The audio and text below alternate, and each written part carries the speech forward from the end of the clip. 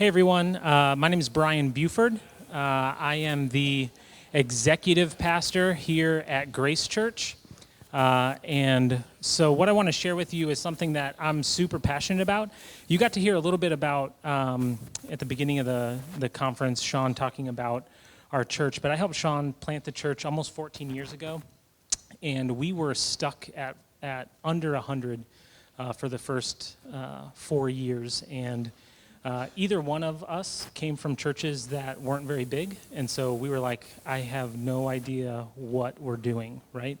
And then we got some coaching, and the coaching was less how to do stuff, but more like a mindset shift. And what that mindset shift is that your church,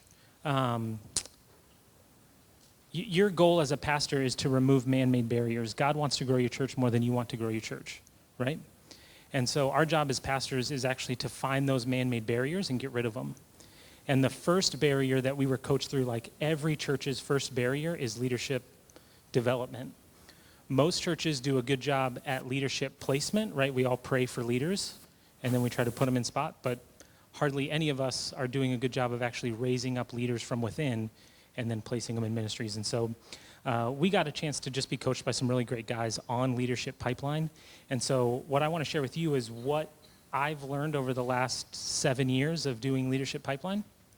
And then I've had the privilege to coach a couple hundred churches through this process.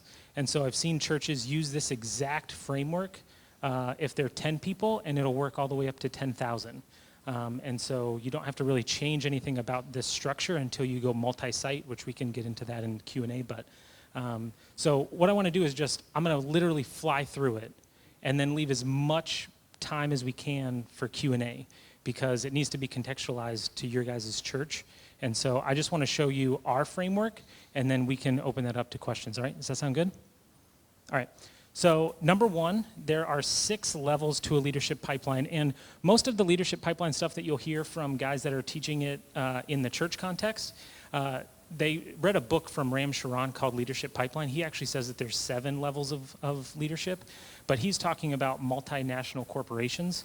But I think 6 is the perfect level. Now you might say like, oh, that's too many. We're only a church plant of 30. But what you do is you actually build out this pipeline on paper first and then fill it from the bottom up.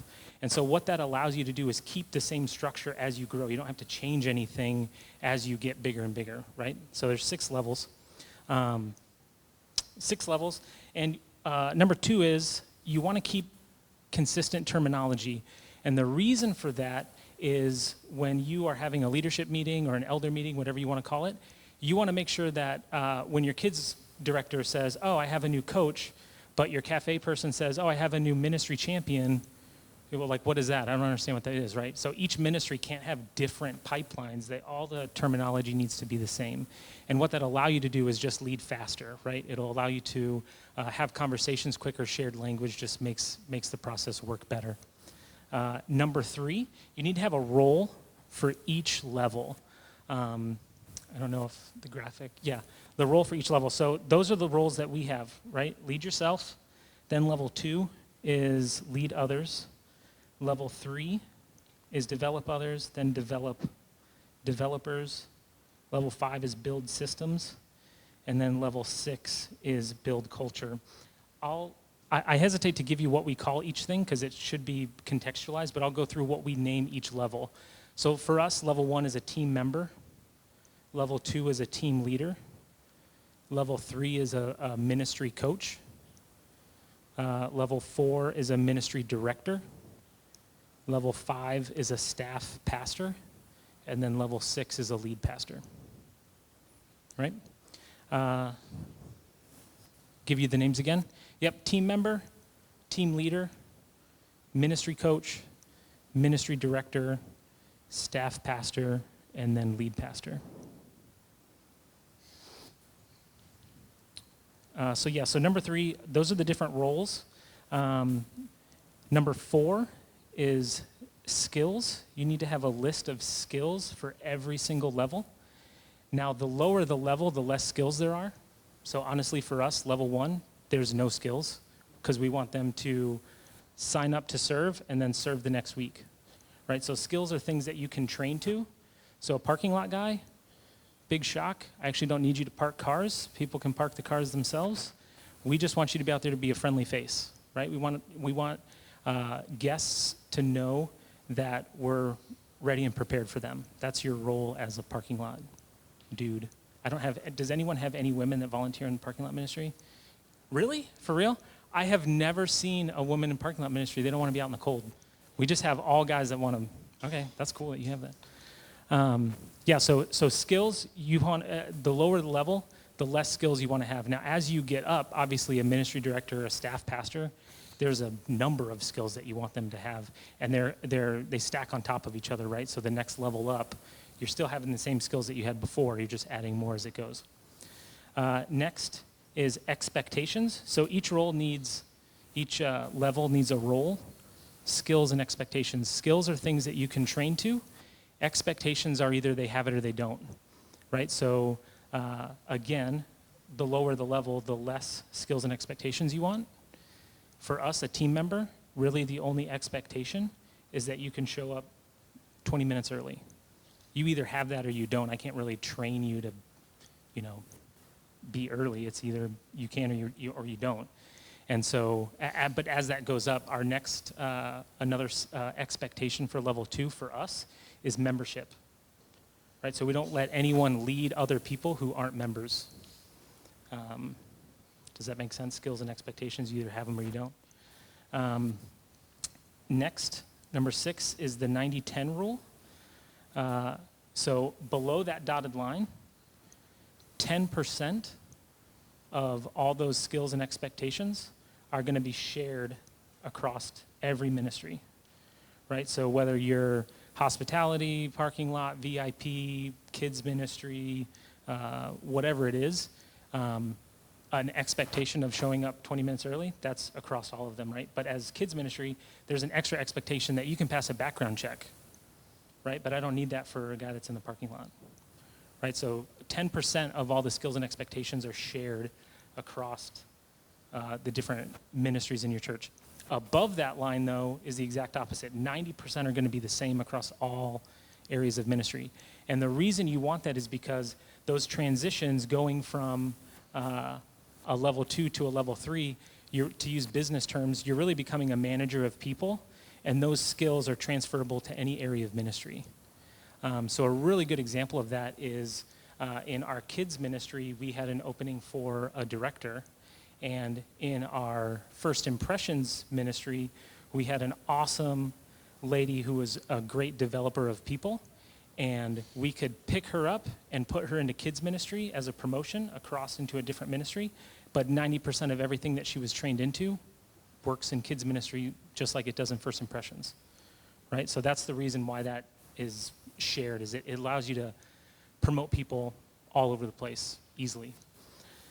7 is core competencies. So each role, each level has a core competency as well. And a core competency, the best way to kind of explain that is if you were to say, what's the one habit that if they had at this level would make them really successful, right? So we talked about for a team member, really the only skill is that they can show up 20 minutes early. So for our core competencies for a team member, core competency is time management. If they can manage their time, I can pretty much train you to do anything else in any ministry, right? A level 2 for us, the core competency would be effective communication, because a lot of their role has to do with communicating to their 5 or 6 people that they oversee. And so as we're looking for team leaders, as we're looking for team members that we want to promote into a team leader role, we're looking for those team members that communicate effectively. Because they have that habit, I know that I can train most everything around them, right? A level 3 for us, core competency, would be mentoring others. I'll give you a really good example of this. As we, last year, we went from 1 location to 3 locations. And in that process, we obviously were sending out a bunch of leaders to these different locations. One of our coaches, our level 3 people here in Avon, was going to Braintree. And so I knew that. Her name's Melissa. Melissa was moving to another location. And so that summer, I actually asked her to step out of that role for about 6 or 7 weeks. And what I did was I took each one of the team leaders and I asked them to cover her role for 2 weeks, just to see, how they would do. First one was fine, second one was fine. Then this girl, Mal, was covering that weekend, and I noticed that a number of people had called out for her area of ministry, so she was shorthanded. And so I went over there and I said, hey, Mal, are you doing okay? I noticed a couple people called out. Do you want me to grab some other people from the greeters or something to come and help you? And she said, actually, this girl, Rachel, I've been coaching her for a couple weeks, and I want to see how she handles this pressure. So don't bring anyone else. I want to see how Rachel handles this, because I've been trying to develop her. And all the whistles and stuff went off because I'm like, okay, Mal gets it. She's mentoring others. She's the perfect person to move up. And that's what we did. And now she's the assistant director to all of Avon First Impressions. So does that make sense? Core competencies make sense? I'll go through the rest of them just so you know, but these should be contextualized to you. So for us, level 3, like I said, is mentoring others. Level 4 is developing leaders. Level 5 is, I totally blanked. They're building systems, but the core competency is that they're always learning. Because of that, right? They're building systems. So if they have a cap in their learning, then what kind of systems are they going to keep building? And then level 6 is communicating vision. Those would be the core competencies for us. 8 is train to the transitions. So a pipeline, right? If it gets clogged, it doesn't get clogged in the straightaways. It gets clogged when it changes direction. And that's what happens in a leadership pipeline as well. The clogs will happen as people transition to another level. And so what you want to do is actually take those skills and expectations, core competencies, and roles, all those things that each level has, and actually make a module or a training for each one of those things, and that's what you train to. A lot of churches do an okay job on onboarding training, but not many churches do a good job at ongoing training. And so that's what you want to do, is all those skills and expectations in that, you want to do ongoing training as well. So not just preparing them for the role, but then once they're in the role, how are you developing each one of those things? Number 9 is the idea of apprenticeship and training. So the lower the levels, level 1, 2, and 3, that's a lot of apprenticing. That's you do it with me, watch me do it, now you do it. But as you get up into those higher levels, it's really going to be more training, right? One of the things for us, a skill for a director, a level 4, would be budgets. We do our budgets in October, and if all we ever did was apprentice, then it would take us multiple years to get someone to be comfortable doing budgets, right? Because they would have to wait till October. So that's why the training aspect, as you get higher up into those levels, the training actually becomes more important, and you're doing less apprenticing. Real quick tip for us, what we do for training is it's kind of a 4-phase loop, I guess, or circle, whatever you want to call it. But we have some sort of teaching that's 15, 20 minutes, and it's really focused on one specific application. And then we do a discussion, so teaching, then we talk it out, we have a discussion about it. The adult brain just learns better in groups of people and talking it out instead of watching or reading or whatever. Then all of that is focused on application, so you're actually going to go out and try this, right? You're going to create a budget. You watched a little video about how to do a budget. We talked about the ins and outs of our budget, and now you're actually going to go create a budget this week. And then the last one is they come back and talk about it, right? So we have a teaching, talking, trying, and then telling. They come back and tell us how it went. And we just use that loop over and over again for each one of those skills, expectations, core competencies. Number 10 is each level only has 5 to 7 direct reports. And really, the reason for that is care, right? You get more than that, and it's really hard to care for them. It's really hard to be relational with 15 people that you oversee. And so we've made the mistake of doing that, and you just end up, everything's business all the time. How did you do this? How did you do this? Why didn't you do this? But having 5 to 7 direct reports makes it a lot more relational. And then the last one is there's 7 types of meetings that we use. between each level, right? Between a level 1 and a level 2, there's a meeting, right? So you can see that that would be 5 meetings between all those different levels. And then we have 2 outside meetings. One is an all-volunteer meeting that we call a huddle, and then another one is an all-staff meeting from all locations. So those are the 2 extra meetings. I know I flew through that.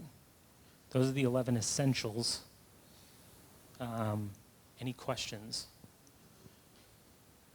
Let me know if there's something you want to go deeper into or something that didn't make sense. Yeah. All ministries have levels 1, 2, 3, 4, 5. Yep. Every single one. Worship is the one that's a little weird, but even they do have team leaders, and so they're broken up into team leaders of what they specialize in, right? Drums, bass, whatever. Yeah. Yeah, books that go on this. There's a guy by the name of Mac Lake who has done a lot of work on Leadership Pipeline. That's where we learned a lot of this from. We were actually in the very first Leadership Pipeline cohort that he did 7 years ago. And so we were kind of like his guinea pig.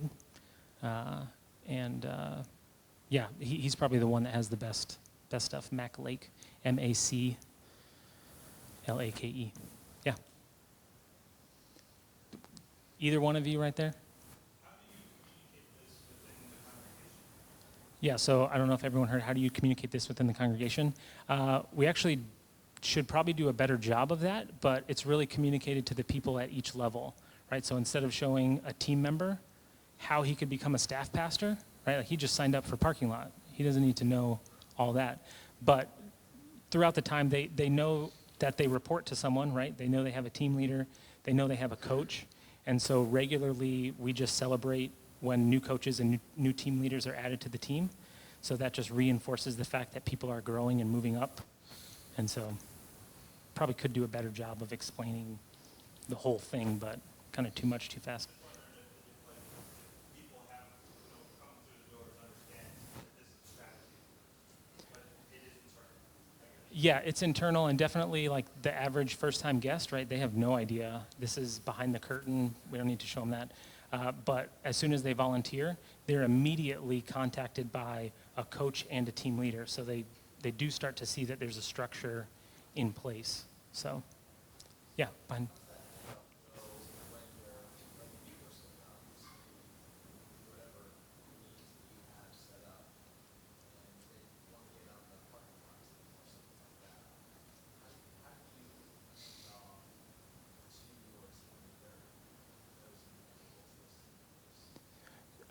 So his question is, how do you hand off once someone signs up to volunteer, and then how do they get actually plugged into the ministry?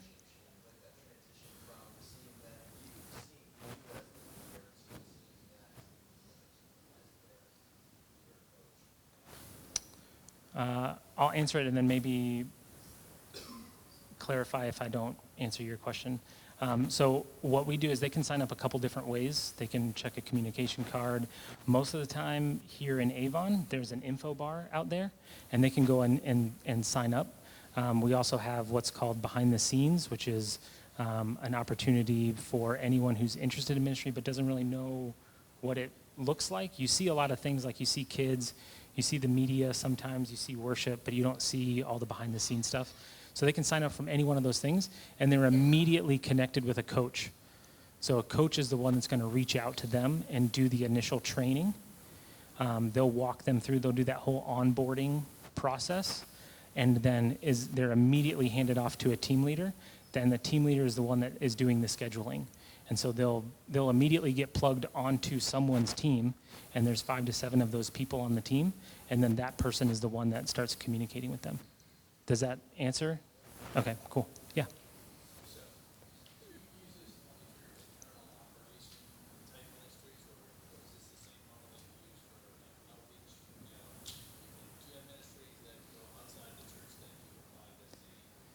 Yep, every single ministry uses this model. So we have an outreach department that does have coaches, they have team leaders, they have team members. Yep, everything. Oh gosh, I don't know. Well, the easier thing would probably be how many directors we have, right? Like a director oversees an area of ministry. We have a director for outreach, first impressions, worship, media, kids ministry, youth ministry.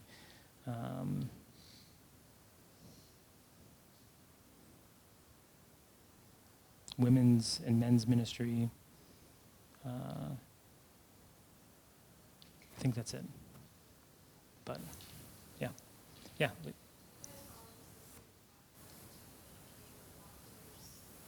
I wish we did, but we don't. So the worship team uses Planning Center, which probably most worship teams use Planning Center. We use CCB for everything else, and CCB is now a nightmare for us personally.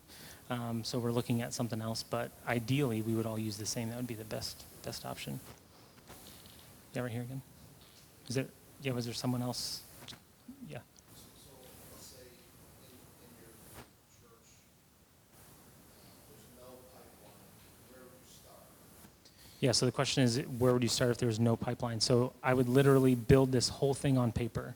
I'd build the structure first, and then literally, so we had to do this. When we first built this out, we went to Chick-fil-A headquarters for like 3 days, went through this whole workshop of explaining what this was, and then actually like working through what to do with it. And so we built out the pipeline on paper, skills, expectations, roles, core competencies, the whole thing, and then put our names levels 6 through 2, sometimes even level 1, until we started training people. So my name was in, I wasn't the lead pastor, but level 5, 4, 3, 2, 1, all the way down until I trained up another team member, right? And then I took my name off the thing. And then once there were 5 team members, I took one of those people and made them a team leader, right? And then just you slowly build it up. That took us like 4 years to build that whole thing. But now that we've built that structure, that's what allowed us that's what has allowed us to plant multiple churches. And that's what allowed us to go from 1 location to 3 in 6 months and still be okay. And we were so pregnant with people that it was almost like, when are we going to plant this thing? We have too many people here. Yeah. I guess to say that it's probably easiest to think of a pipeline to build in that first stage, planning team members, but what percentage of your outflow comes from a lower level in order to go to build a higher level? How do you identify those candidates who haven't necessarily started at the bottom per se? How do you identify quality? Yeah, so for us, every single director except one has been in-house. Only one person that we've had to go out to an agency to help us find, and that was our worship director. And the reason was because we had people that we thought could do a good job being our worship director, but we knew that we were moving to multiple locations, and so I needed someone who was a really good developer of worship leaders, and I didn't think we had that, or I would have preferred to hire from within. For us personally, all the staff pastors have been here for over 10 years, and those were all buddies of Sean, right? So either college guys or one of the location pastors is my brother-in-law, so it was relational that way. But right now we have, I hate the name of it, but pew to pulpit pathway, where we're looking for guys that can start either locations or churches from within, and we take 10 of those every year to Exponential in Orlando. And so the last 3 years, we've taken 27 guys that we think have the potential. Now, when we say that to them, hey, I think you have the potential to plant a church, they poop their pants. And I think it's going to take them a couple years to wrap their head around that. But there's a couple of the guys that I think in the next 2 or 3 years are going to plant. And that would be the goal, is that all of our locations, all of our church planters from now on are from within. Yeah. So obviously in any church, recruiting people even at the level 1, 2, obviously we're going to start on that is the hardest part. So what are some of the, I know it's a little off topic, but to get them into the pipeline at level 1 and 2, what are some of the things you're doing for recruiting to get them from the seed into that spot? Yeah, that's a good question. So his question was, what do we do for recruiting? We don't tell them that we have a need. That's the first thing we don't do. We don't say, man, we need 3 people in the nursery because nursery sucks and no one wants to change diapers, right? So we don't say that. So what we use is kind of like a Venn diagram of celebrate, elevate, and communicate, those 3 things. And so usually what we do is our order of service is we have 2 songs, then what we call a prayer time, the message, and then 2 songs. That prayer time, we'll use that Venn diagram, those 3 things. And so a good example would be life group leaders. We always need more life group leaders. So what we might do is have our life group leaders up on stage that have multiplied. Here are the groups that are splitting, and here's the new leaders. And so what that does is it communicates leadership development. It communicates that we have life groups starting that you can sign up for. It elevates the guys that have actually multiplied, and it's celebrating multiplication. Right, so we're doing all 3 of those. We're communicating vision, we're communicating need, we're communicating what life groups is about. Hey, we're going to pray for Ricardo and Diane. They're getting ready to start a new life group next week. We're going to pray over them. If you haven't heard about life groups are community groups to apply the message, blah, blah, and we get into vision casting for that thing. So I would use that kind of 3 things for every area of ministry. Something else that we did recently was for our prayer time, we had I don't know if you saw in that hallway, that kind of curved hallway, there's 4 core values. And so one of those core values is being personally involved. And so our location pastor here got up and said, hey, I don't know if you knew that, one of our core values is personally involved. And we just want to take a minute to pray for all the kids ministry workers. I don't know if you guys knew that, but we have over 350 kids here that come on a weekend. Their goal is not babysitting. Their goal is actually praying for and partnering with families to help grow families stronger. And so it communicated vision. And so we would use vision more than need for sure. So you're using, sorry, just to follow up, Yeah. clarification, that's okay. So you're using the pulpit mostly as your largest recruiting engine? Yeah. I think that would be true for everyone here. The stage, we can do all the other emails and whatever you want to do, but it's like 90% of all the action that comes is from stage. And I would say, even if you broke that up, I would say the majority of that isn't from the prayer time. The majority of that would be some sort of application from the message itself, right? So if you did a message on the theology behind why we serve, right? That's perfect, right? So twice a year we do messages on those core values where we take a week and talk about what it means to be personally involved.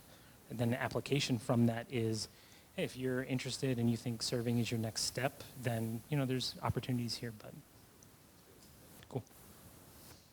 Yeah, in the back.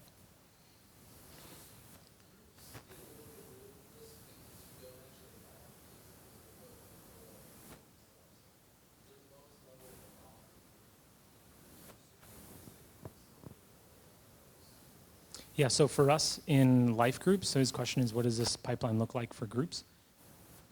So for us, the life group leader is what we would say would be a team leader. And then people that are in life groups would be a life group member. That's how we work that. Yep. Yeah. If you had a level 4 leader that needed to be removed for church discipline, how would that differ versus somebody that was a level 4 leader that just moved out of state? Is this hypothetical, or this sounds like this is actually happening? Yeah, I got a friend who hypothetically needs to be removed. I guess I would have a lot more questions, right? Like, what do you do for church discipline for every other? I would assume whatever you do for anyone else should be done for that person as well. So I don't. So being from a smaller church in Vermont, it's not like we have a lot of people in the pipeline or the pathway, so you can see it just get clogged or stuck when it gets to be a smooth running machine, and then you have a specific issue. So how can we avoid that in the future, or even avoid that? It's so generic. I'm not sure. I mean, it would obviously depend on the issue too, right? If it's sexual in nature, right, then they just need to step down. If they're just being an idiot, I mean, maybe there's some coaching that needs to be through that. Yeah, maybe they've been promoted too fast. And so you have to walk that back and say, why don't you, that's happened to us. We've had to ask people to step down. And so the language that we use is not that we obviously we need them to step down, but the heart behind that is we want to help them. So like, hey, Chris, I noticed this, this, and this. Can you talk about it? Can you help me understand why this is happening? And then from there, it's, well, hey, I think the best thing would be for you to step down for 6 months. And let's talk about this. Let's meet for coffee once a month and try to figure out. I mean, the goal is restoration, right? The goal isn't kick them out, but I don't know if that helps. Yeah, in the back. Maybe ask in a different way. So when somebody is taken out of the pipeline abruptly, you don't have somebody to fill in. Yeah, then you got to step in yourself, right? So I've had to do that. Other people have had to do that in our pipeline, right? You have to step down and fill that up. Hopefully what you're doing, though, is everyone is apprenticing. Everyone is pouring into someone. So if for whatever reason they have to move, they have a baby, they do whatever, then there's already an apprentice that's been there for a couple of months that can step in. They might need more hand, their hand being held more than most, but at least, so for like when we went from 1 location to 3, every area of ministry had multiple apprentices. So it was like, one of the weeks, I took every director and every coach from every ministry in this location, and we went to go visit a church on a weekend, and they weren't here, right? So every team leader had to fill all those roles all the way up. And that was just, we picked historically the lowest attended weekend that we have, and then we did it that weekend. But we made everyone step up, right? And it was a safe place to fail. So. The opposite, so moving up. Are you moving up when there are needs, or are you moving up as you got people that are developing? Both and. So a good example of this would be our first impressions area. The lady who runs all of first impressions for Avon, which on a given weekend we run about 1,800 in 3 services, she is 10 hours a week, and she runs that whole team because it's all volunteer-led. But she can do that because she has an apprentice director, or we call him an assistant director, but essentially shares the load with that. So same thing as for kids ministry. Kids ministry have 350, 400 kids, and I don't even know, 100 and something volunteers that help run Grace Kids. And so that has an assistant director. So even if one person had to leave or step down or was sick or whatever, there's someone else there that can step in. Yeah. You may have found that a lot of the stuff you were doing organically already, many churches do. What have you found the most impactful thing by really formatting this, making it specific, and then instituting it on a personal level within the church? Yeah, so the question was, what impact has this pipeline had? I think the most tangible impact is that we can multiply locations in churches faster. So for us, that's always been the goal from when Sean and I planted the church was, honestly, back then, our dream was, gosh, if we could get to 200 or 300, we would be one of the biggest churches in the area. And that just, the vision kept getting bigger for what we wanted to do and how many people, like he said in the beginning, right? We started measuring not by number of people, but by number of our friends that are still disconnected. And so with that just came, the only way that that's happening is through leadership reproduction. So how do we do that, right? When Jesus told the disciples to throw the net on the other side, he filled the net. So the question is, if they would have prepared the net bigger, was God's blessing numerically capped, or was God's blessing, I will bless you to the ability that you can handle? I think that's true with leadership.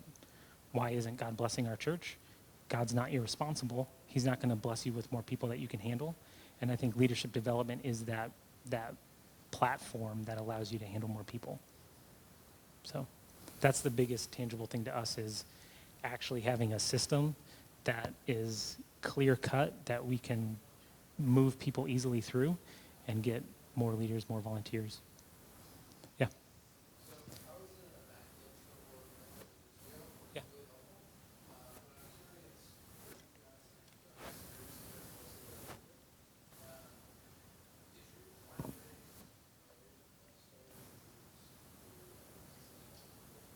Yes. Yeah. So his question was, how do we multiply groups? But yeah, it's all apprentice. Kind of a trick that we've learned is most of the time groups that have been together for a long time, they don't want to split, right? They're best friends. And so this is one thing me and Mac have kind of talked about the last couple of years is we always say we want everyone to have an apprentice, but how many people actually reproduce? It's not 100%. It's not 50%.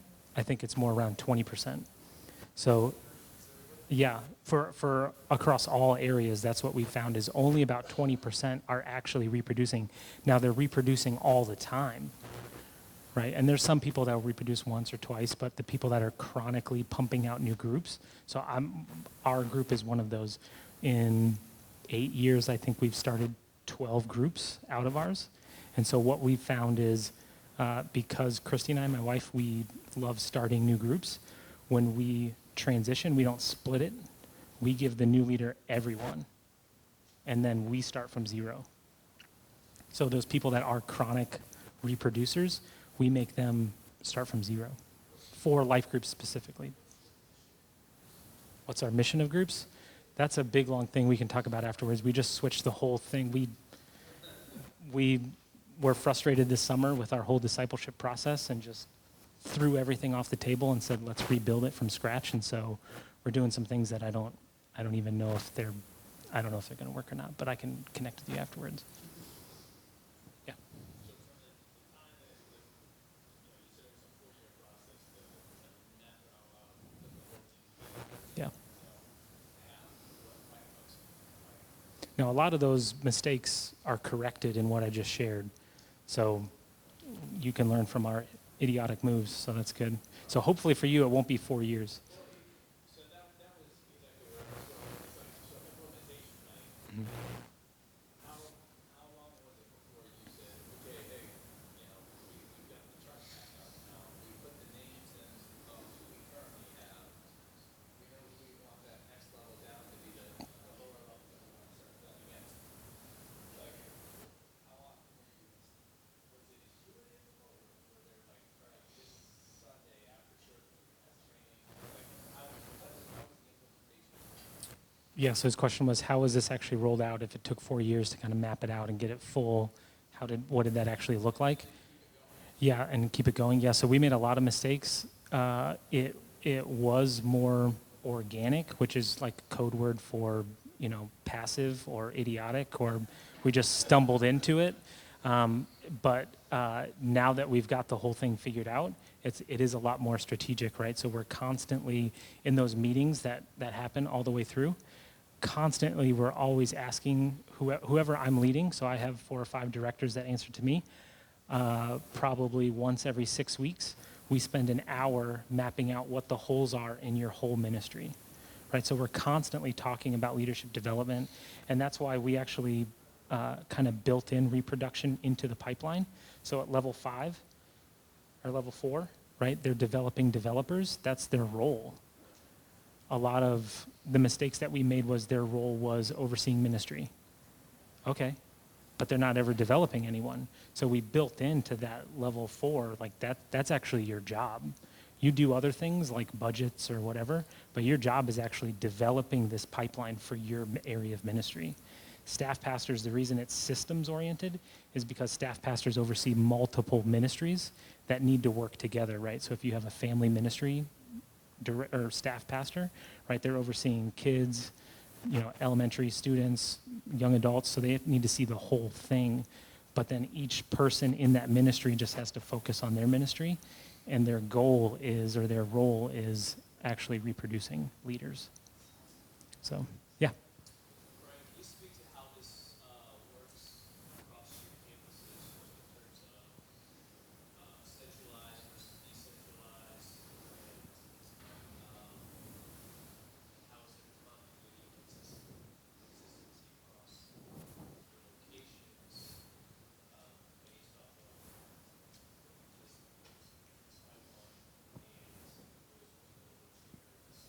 Yeah, so his question was, how does this work kind of multi-site or through different locations for us? So that's where, raise your hand if you are in a multi-site, if that's like your reality. So there's a handful of us. That's where this gets a little bit different, and that's where we're actually going to change this. We're going to add a level between 5 and 6. Yep. And that will be an executive pastor level. Level 5 will be location pastors. And so we'll have 2 executive pastors, a lead pastor, and then however many location pastors that we have.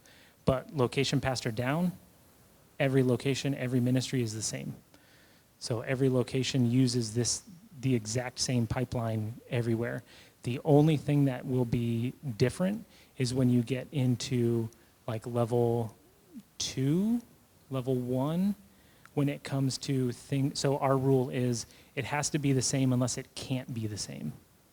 So for instance, one of them is the skills for a level 2 is they need to know emergency evacuation for kids, right? That's going to look different in every location, right? And so that's one of the very few things that's unique to each location.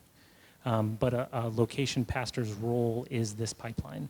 That's one of their main, in our world, they have life groups, outreach, leadership pipeline. That's, yeah, so, yeah, exactly. So it's built already. Their job is to constantly be looking for who can move up, who can move up. Does that answer your question?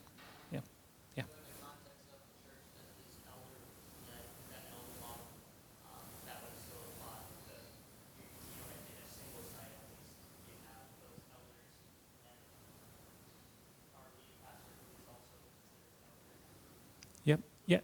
He would kind of be the kind of visionary pastor and the elders would be level 5 assistants.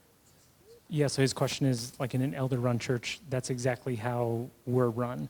So there's Sean, lead pastor, then there's 4 staff pastors or level 5, and the 5 of us are the elders. And so that's how that would work. One more question? Yeah. Talk about how it's kind of decentralized. So each campus has, one group line at least. But so you have directors. You have a director, a children's director, a youth director here, and a youth director, children's director. The programs look completely different. So for us, no, they wouldn't look completely different. So for kids ministry, let's say, we all use Orange curriculum. They cannot change the curriculum. That needs to be something that the elders approve if it's going to change the curriculum. Right. Not all of it, but yeah, the majority of it. And for us, there is flexibility because we want the locations to be innovating. So a great example would be Braintree, our Taylor, my brother-in-law, wanted to try something different with our life groups. He didn't like how they were being run semesterly. He wanted to break up how we did it. So he brought that to the rest of the elders and said, hey, I have an idea for life groups. I think it'll be better if we do X, Y, Z. So our pushback was, awesome, try it this year, but here's the markers that you have to meet. So we let him innovate, right, as a one-off thing, and let's go in the future and say we have 10 locations. We wouldn't let all 10 locations be innovating life groups all differently at the same time, right? We'd say, you try this for 6 months. If you don't meet X, Y, Z goals, then you're going to do it like everyone else does. So that's kind of how we do that. And then back to your question too, another thing that's unique with us is there are certain ministries that are centralized. We call it location services, but worship, media, and communications are all run centrally. So I don't know if that helps.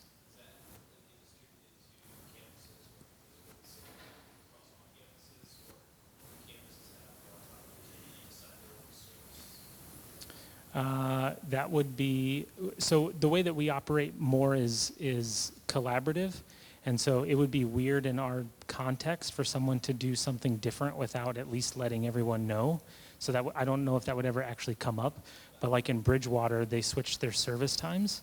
And because of that, the flow of service had to change, where there's not 2 songs at the end, there's 1. But Stephen brought that to us before he even changed service times. He said, hey, this is the issue I think I'm going to have. What do we do? So for us, I don't know if we'd ever run into that problem just because it's more collaborative. But cool. So that's all the time we have. We have another session back in the auditorium. My email is Brian, Brian, at that'sgrace.org. And so I'm an open book. If there's anything that you guys need, just let me know.